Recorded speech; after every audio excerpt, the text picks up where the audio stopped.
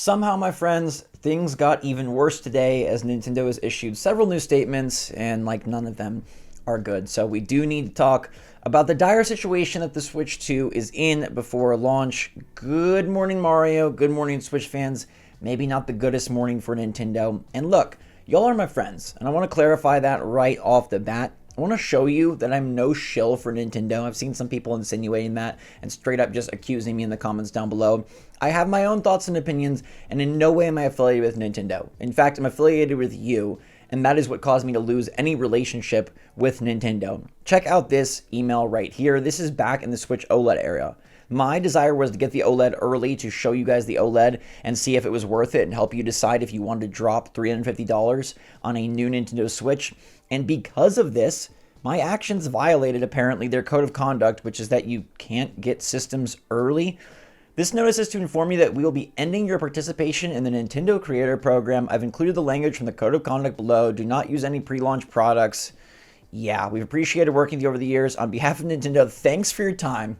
That's what I got for working with Nintendo for years and years and for making videos every single day on their system and on their games. That was back in 2021.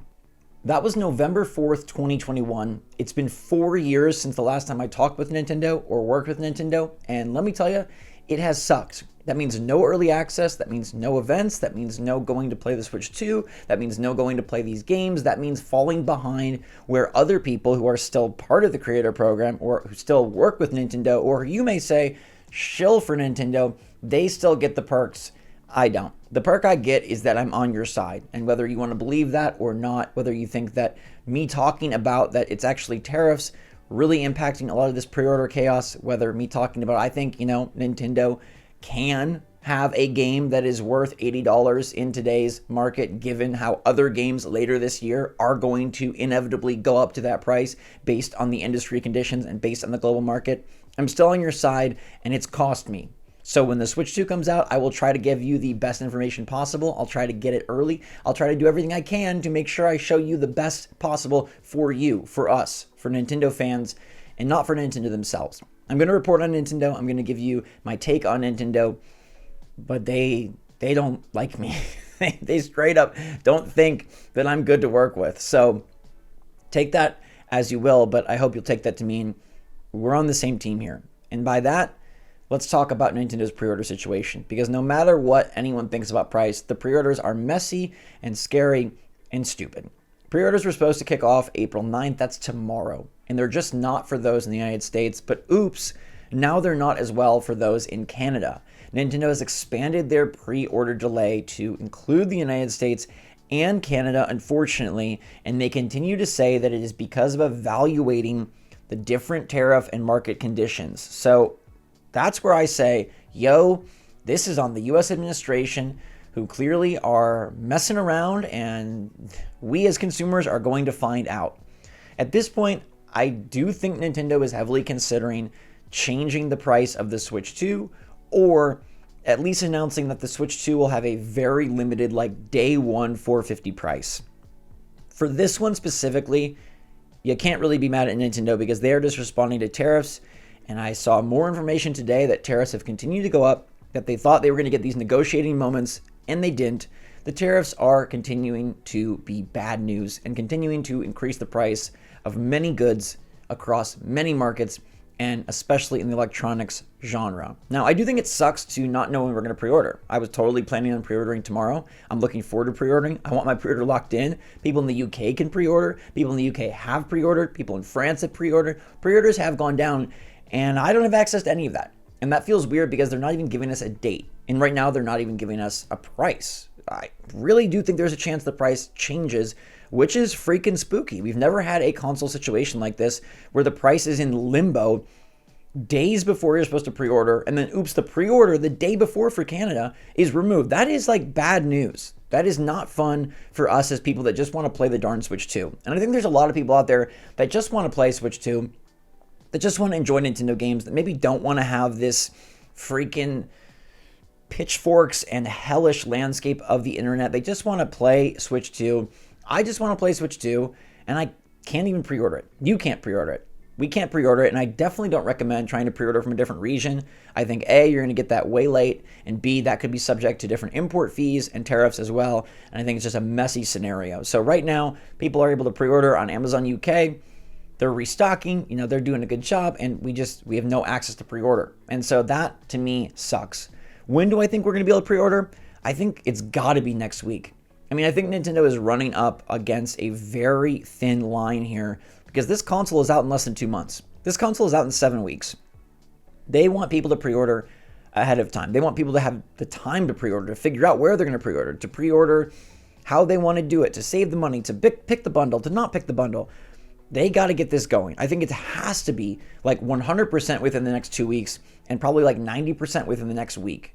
And I think Nintendo is probably more than anything deciding how they're going to restructure the price. My hope, in the best case scenario, is that Nintendo keeps the $450 price for day one pre-orders and then says like after June 5th, the console will go up to whatever it goes up to.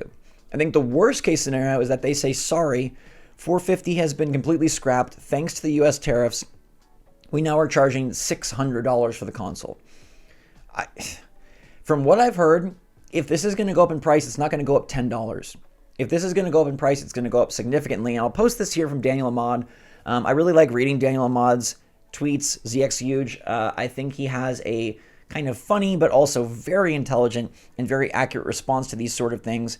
And he's talking about how something that costs $550 today will cost $1,100 tomorrow if imported from China. That is a massive, insane increase. That is not 5%. That is not $50. That is double. And that is terrifying if you're thinking about getting a Switch 2. Doesn't matter. Paying more for the Switch 2 than $450, paying double, paying 1.5 times, paying anything more than they announced sucks because they gave us a price. And now we may not pay that price. I really hope, and I'm just crossing my fingers, that they honor the price for day one pre-orders, or they have a limited supply of pre-orders that are at that price. I mean, obviously, like in a perfect world, they just keep the price forever.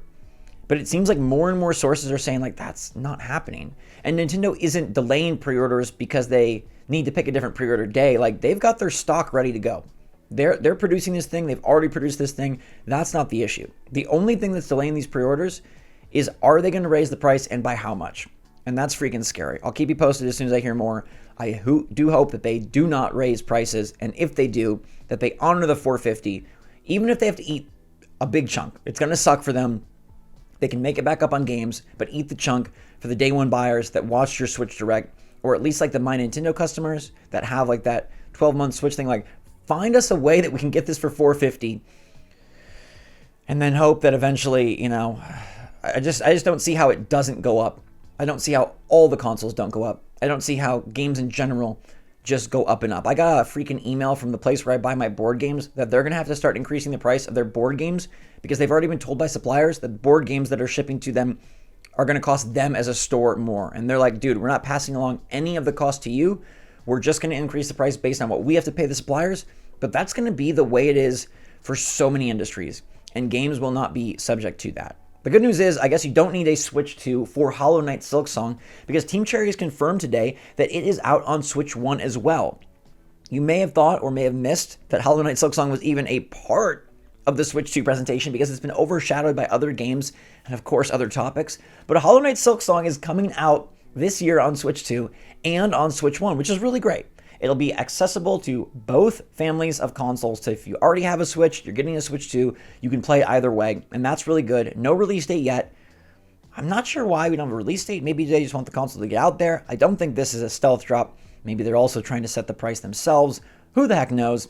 Hades 2 will also be a Switch 1 game, Switch 2 and Switch 1. And the cool part here, I didn't even know this, is that Hades 2 is a console exclusive at launch, which is pretty freaking crazy that we're getting Hades 2 on Switch 1 and Switch 2 as a console exclusive. That game is not going to be on PlayStation or Xbox, any of them, the new ones, the old ones, none of them at launch, which is a great get. I think Hades 2 is kind of going under the radar. People loved Hades 1 so much it won Game of the Year, and they're like, oh, Hades 2, it's early access. So not really paying a ton of attention to it, kind of saying, no, it needs more content. It's more Hades. I think Hades 2 is going to pop out and be a bomb release for Switch and another great get. They're going to have Hades 2 console exclusive. They're going to have Duskbloods from Software. More and more games will get announced that are taking advantage of a Nintendo exclusivity and making your Switch 2 even more worth it. Like, by golly, if we have to pay $450 or $500 or $550 for this Switch 2, we better get some games that are exclusive. And we know Nintendo is going to deliver. They've already come out the gates with 5 of them. We need more from them, and we definitely need more from third parties and indies, at least console exclusives, where, yeah, it could be picked up on Steam or like a Steam Deck or a ROG Ally. But Hades 2 is now a ROG Ally, Steam Deck, Epic Game Store, or Nintendo Switch purchase, which is pretty freaking cool, and I'd love to see more games. I kind of wish Hollow Knight Silksong was that way, but Hollow Knight obviously already has an agreement with Xbox, so that is not a console exclusive. I want to give you this from Doug Bowser here. He says that, he understands some people may not be able to afford Switch 2, and that's why they're continuing to support the Switch. It's getting bashed. It's getting ransacked as like, what the heck? What a jerk. Everybody's open to their own interpretations. I think he's more just saying, like, we're continuing to support the Switch 1, and that's part of the reason why, because we know this console is expensive, and we know it's a big bump. So we are going to release Metroid Prime 4. We are going to release more games. We are going to give you Hollow Knight Silksong. We're going to give you Hades 1. Like, they're continuing to support, and developers are continuing to support, and they're continuing to work with developers and publishers to support the Switch 1 so that you're not completely left in the dust. Remember, there was a time back in ye old days where I'm from, where a new console meant your old console was just dead in the water. Your new console was the thing you had to get because the old console wasn't going to be supported. And so they are supporting Switch 1. Maybe he's a jerk for saying some people can't afford it. I think that's just stating what we've all been saying, what some people have been saying. Like, a lot of people have been saying, I can't afford this. He's saying that, and he's saying, like, we're still going to try to support the Switch 1. The question is, how long and how much do they do it? Because after Metroid Prime 4, will there be another big Switch 2 game that also comes out on Switch 1? I doubt it. Will there be some ports and some remasters and remakes that do come out on Switch 1? I hope so. I think it's a great in-between. I think that's a great strategy to continue to support your Switch 1 audience. Obviously, the eShop is a different story. Third parties are a different story. They will probably continue to support Switch 1 much longer. There's 150 million people that can buy those games. Nintendo obviously wants to move people as quickly as possible and as many as possible to the new system. But third parties, indies, and hopefully with some Nintendo games themselves, hopefully they do continue to honor this and make that Switch viable for those that can't afford it or can't afford it yet. Maybe you'll get it eventually. Maybe you'll get it when you save up enough. Maybe you'll get it when it's a big holiday or something of that sort, or you can pool together with some friends. I do know this is very tough. Like, the difficulty of affording this when you want to is tough, and it does suck. And I very much understand that. And I hope that my showing you of that email proves that I'm on your side. I get nothing from Nintendo, literally nothing. They don't like me. They think I'm on your side, and they think I'm not on their side. And it's because it's true. So thanks so much for watching this video. I'll monitor the pre-order situation. Hopefully we can pre-order soon, and hopefully they're very upfront about what price we're going to pay and how that's all going to go down. In the meantime, stay safe, stay healthy, stay happy, stay positive there. Love you lots. SwitchForce out.